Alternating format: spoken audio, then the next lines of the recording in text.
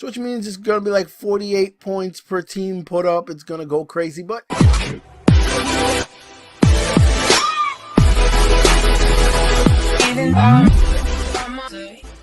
welcome back to the Fantasy Backpack, where we carry people to championships. Now, before I get into this video is going to be a Thursday night football preview. Before I get into this video, make sure you like, subscribe, comment, share, hit the little bell in the corner to let you know when I post a video. That way you can show some love and support, and you can ask me questions you can go through. But if to show your liking, go ahead, subscribe, show your boy some love. But we're gonna get into Thursday night football. Now, you know how I feel about Thursday night football. The most predictable football this year, right? No. It's been the most unpredictable football to go through. No matter what the stats, numbers, anything say, it's been different, it's been wrong, it's been off.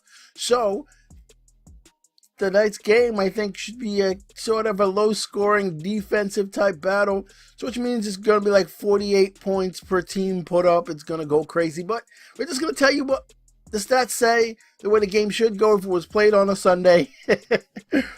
So, matchups. The game is between Pittsburgh Steelers and Carolina Panthers. Let's start with the quarterbacks. Ben Roethlisberger and Cam Newton. Two big backs that can extend plays, use their legs, more Cam than Ben today. But they put up numbers. So the last time Big Ben faced Carolina, he was 196 for 2 touchdowns. I mean, if I had a choice here, I would sit Ben because he's only averaging 20 points per game. Now that's like, I think 10th or 12th. I'm not sure in the NFL, which is good, but I want to reach higher this week. I think he can reach higher this week. And if you check out my other video I did about quarterbacks, I think you break into the top 5, then I would sit him because Carolina's defense isn't bad. They're okay. And Ben has played Cleveland twice, Kansas City, Tampa Bay, Atlanta, Cincinnati, and Baltimore twice. Now, aside from Baltimore, all those other teams are ranked like last in passing defense. So he should have been killing those teams with the numbers he should have been put up. He should have been putting up Pat Mahomes numbers. But he's kind of deferred to their run game. Their offensive line has been phenomenal. Their offensive line is ranked number 1 in pass protection. Number 1. Their offensive line is the main reason everybody's on the James Conner and Pittsburgh bandwagon with Le'Veon out. Their offensive line has been phenomenal. Now, Carolina's defense gives up about 250 yards a game with 2 touchdowns. They're ranked 20th in pass rush. And they only have like 21 sacks on the season, which is like middle of the pack. Their defense isn't great, but Ben has been prone to make mistakes. And these linebackers, for instance, his last game, he should have thrown at least 2 interceptions to Mosley, and Mosley dropped them both. These linebackers won't do that. Kuechly, they do not do that. So I see him throwing 1 interception, maybe 2. And 220, between 220 and 250 yards, I would sit Ben, but like I said, Thursday hasn't been predictable, but I'm just telling you what I would do. I would sit Ben, Cam Newton, on the other hand, you're starting him no matter what. I mean, Pittsburgh defense is better at run defense than they are at pass defense. So Cam is averaging 23 fantasy points on the season. That's 4th most in the NFL. So you're starting Cam. Cam is just one of those players that are almost bust-proof because he can run for touchdowns. And this year his completion percentage is the best it's ever been. So he's clicking in this offense. So you're just starting him. Running backs. Now, I've been critical of James Conner, to say the least, because I don't think he's a good running back. I think he's an average running back that's gone to a scheme in which the offensive line is better than it's ever been. The offensive line this year, much like it is in pass defense, has gone crazy. Now, here's the thing, though. Pittsburgh, from watching tape on them, Pittsburgh has stolen New England's red zone offensive playbook. They run so many rubs and chip plays, and it's either a chip play or a rub play with the tight end, or it's a running back out the backfield from the same type of chip play. Pittsburgh has stolen a lot of things from New England, which is great. This is why they're so efficient. But James Conner is top 4 in like every stat that matters for a running back for fantasy. Catches, end zone targets, red zone targets, everything you would want a running back to be, he is. Now, much like I said about Ben, he scored all his points against like 4 teams. To me, he's an average running back in a great situation that's great for him. And that's the one thing in my evaluation I didn't really evaluate. But the situation is better because their OC is actually better. So it's one of those things where as soon as the schedule like it is getting now, it's getting tighter and harder. He's not going to put up those 30-point fantasy days like he used to. He's going to be a good back. And I told you to trade away James Conner 2 games ago because you were going to get high return for him, in which I would, if I see a running back not playing up here anymore and he's going to play down here, yeah, I could roster him. But if I can get 2 guys that then equates to me playing up here, I would take that. And I don't think that's what people understood. Like, Carolina's defense is nothing to joke with. Carolina's defense in the last 3 games have given up 80 yards to running backs. And they don't give up a lot of catches out the backfield or yards on catches out the backfield. So, Carolina and Pittsburgh are right neck and neck in yards given up to running backs and catches and yards given up to running back. They're right there. I would start James Conner just to see. You can't sit him when you haven't really seen him go through tough patches. He did well against Baltimore, but if you watch that Baltimore game, that game was something else. But so I wouldn't not start him. You got to start him. Now, the other running back, Christian McCaffrey. Christian McCaffrey is, tell you the truth, this year he profiles the same as James Conner. Only thing, one's a bruiser and one's more of a shifty guy. But everything else profiles the same. Christian McCaffrey is ranked 7th in all of those same category that James Conner is ranked in. The only thing in non-PPR, he is a pain in the butt to deal with. So I think I'm going to sit him in a half-point PPR league, and my recommendation would be more of maybe you should consider sitting him. Just one of those, maybe you should consider sitting him. Some people can't afford that. I can, because I have like Mack and Chubb as 2 of his backups in a league, and then 2 leagues. So I can, and I'm going to sit him because until the last 2 games, which he's played the same teams James Conner has went nuts for, where he had like 139 total yards, 194 total yards. These guys go nuts against the terrible run defense teams. That's who they go nuts against. And James Conner, for the most part, has played all his matchups, and Christian McCaffrey has some more coming. This isn't one of them.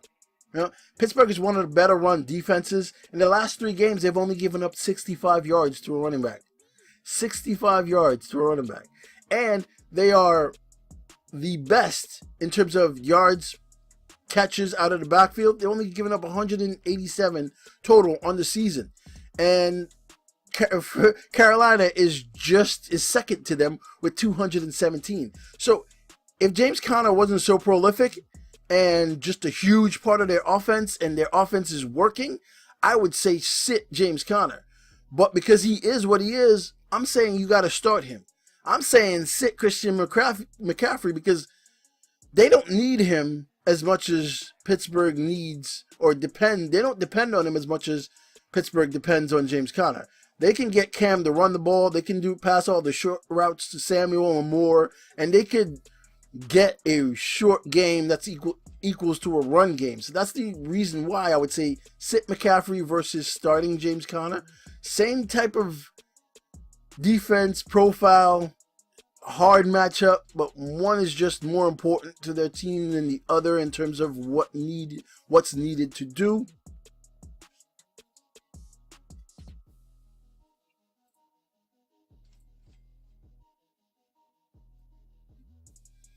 Antonio Brown.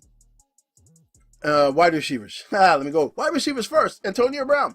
So Antonio Brown is going up against Bradbury. Bradbury is his first cornerback this year that he's going to be going up against. That's a shadow corner. So no matter where Antonio Brown goes, Bradbury's going to go. So Bradbury has been great against mostly everybody he's gone up against. He went up against Julio, and Julio only had 77 yards on like 7 catches or something like that. Yeah, you could probably check that. I'm not sure. I think it's 77 yards, but I'm not sure how many catches he had. But the only player that he's gone up against that profiles like Antonio Brown is Odell Beckham Jr. And Odell Beckham Jr. torched him. So the same profile of players, I don't think he can hang with Antonio Brown, much like he couldn't hang with Odell. But then again, he's been really good against everyone else. So that's like a toss-up, and there is nothing, absolutely nothing I could say to you that would make you sit Antonio Brown. So I'm not even going to try. Go ahead. Juju, same offense, Juju. Now, Juju is most likely going to be going up against Captain Mutterland. And Captain Mutterland is only giving up 9 fantasy points to wide receivers. He has really been really good this year. So he's only giving up 9 fantasy points to wide receivers. And my recommendation would be to sit Juju if you can. It's one of those things. Thursday nights is the only reason I do Thursday night as my only game preview is because it's a game you have to really make a decision that can change a lot of things going forward because every other game is later. I would sit Juju if I could because well, I don't know if you could because he was drafted pretty high in most leagues, but you might have someone else like start Boyd over him, start players like that. I would sit him if given a chance. The third wide receiver is more of a tight end. I think the tight end is where it's going to be tonight. The tight end for both teams is where you're going to make your money. If you have any other tight end that's not one of the top 3 tight ends in the league, I would start McDonald and Olsen tonight. I would make sure I get them in my lineup because Carolina gives up the most catches and the most touchdowns and the 3rd most yards to tight ends in the entire NFL. So if McDonald wanted to get a day to shine, this is his time to shine. Now, the reason why I would sit Juju is because I could see those underneath route that Juju normally gets now goes to McDonald because of the matchups, and that's the way the NFL is. Matchups. I mean, Pittsburgh is not much better. I think they're like 2nd or 3rd in the amount of yards and catches and touchdowns they give up to tight ends. So Greg Olsen is also a must start. In terms of wide receivers for Carolina, I don't really want to start Funches, so I'm not going to. So I'm going to say sit Funches. And Pittsburgh is pretty good in terms of their outside receivers. They cover those pretty well, but they give up a lot of points. I mean, a lot of points to slot wide receivers. So DJ Moore, Samuels, I would say DJ Moore because he had a down game last game. I see him coming back this game. So I would start whoever you think is going to profile in the slot, which is DJ Moore for me, just because that's where Pittsburgh gives up most of their yards. Their underneath stuff, their linebackers are not very good in terms of coverage. Neither is the safety. So Olsen and DJ Moore would be my 2 recommendations, and Cam for that. Both defenses, neither team gives up fantasy points to either defenses really. But if I had a choice, I would start Carolina because, like I said, Bennett's been getting lucky.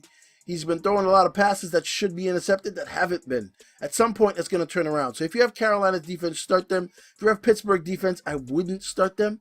So that's been your Thursday night preview. This is TFB. Get on. Let's win some championship. But make sure you subscribe to the podcast on Stitcher, the Fantasy Backpack. Same thing here. You'll get longer shows, more detailed descriptions, more breakdowns. I can only do like 8 to 10 minutes of these videos, really, because that's all people pay attention to, if that. So make sure you follow me on Twitter at Fantasy Backpack. That's it. Enjoy Thursday Night Football. Sorry this video was so late. Got a lot of stuff going on.